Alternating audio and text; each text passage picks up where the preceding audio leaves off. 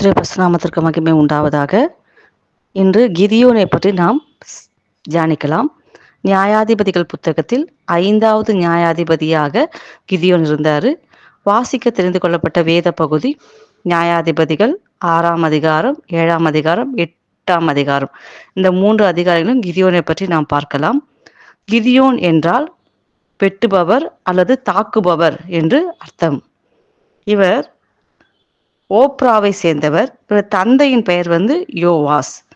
இவர் பாகால்களின் தோப்பை வெட்டி வீழ்த்திய போது எருபாகால் என்று தன் தந்தையால் மறுபெயரிட்டவர். அழைப்பின் காலத்தில் மிகவும் தாழ்மையுள்ளவராக நடந்து கொண்டார். கர்த்தருக்கு கீழ்ப்படிந்து பாகாலின் பலிபிடத்தையும் தோப்புகளையும் இரவோடு இரவாக அழித்தவர் இந்த கிதியோன்.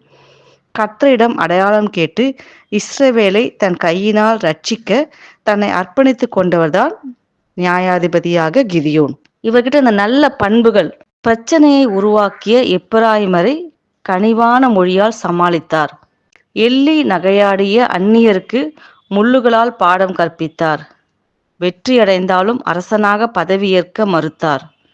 தன்னை வழிநடத்தியவர்கள் வழிமாறிய போதும் கிதியோன் வழி மாறவில்லை.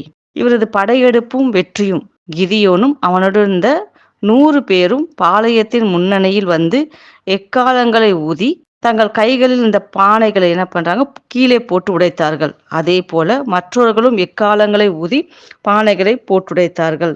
அப்பொழுது கர்த்தர் பாளையம் எங்கும் ஒருவருக்கு ஒருவர் பட்டயத்தை ஒருவருக்கு விரோதமாக எழும்ப பண்ணினார், ஓங்க பண்ணினார். கையில் பட்டயம் எடுக்காமல் தீவெட்டிகளையும் பானைகளையும் எக்காலங்களையும் ஏந்திய கைகளில் ஏந்திய 300 பேருடன் பெரிய படையை எதிர்த்து வெற்றி கொண்டவர் கிதியோன்.